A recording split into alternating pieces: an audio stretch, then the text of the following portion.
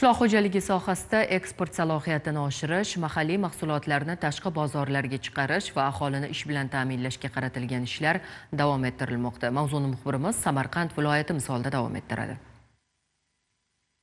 Ushbu qo'limdagi mahalliy oqbosh karam bo'lib, bugungi kunda uning eksport bobligi oshib bormoqda. Ayni vaqtda biz turgan korxonada ham bugungi kunda 10 ming tonna miqdordagi oqbosh karamlar eksportga tayyorlanmoqda.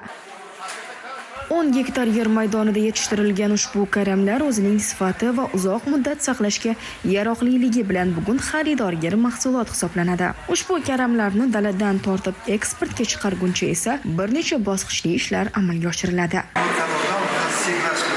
80 dan ziyod ishchi xodimlar faoliyat olib borayotgan ushbu korxonada karamlarni tozalash, saralash va qadoqlash ishlari amalga oshiriladi. Bizning fermer xo'jaligimiz sabzavotchilik bilan yo'nalish bilan shug'ullanamiz. Bizning fermer xo'jaligimiz 10 gektar karam yetishtirganmizlar.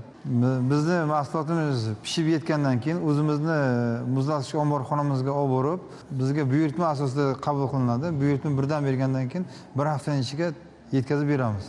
Har qanday turdagi dala mahsulotlari eksportga yaroqli bo'lishi uchun daladan tortib xaridorgacha yetib borguncha o'simliklar karantini va himoyasi inspektorlari tomonidan kuchli nazorat va parvarish ishlari olib boriladi. Dalada yetishtirilayotgan mahsulotlarni qayta monitoring olib borish va dala quyi bosqichdan boshlab to eksportgacha bo'lgan jarayonlar umumiy bizlar nazoratimiz ostida va uni doimiy ravishda monitoring qilib boramiz. Hozirda o'simliklar karantini himoyasi agentligi xodimlari kelib bu ushbu eksport qilinayotgan mahsulotlarni fitosanitar holatini nazoratdan o'tkazib, tekshirib, ichki fitosanitariya sertifikatlarini rasmiylashtirib bermoqdamiz.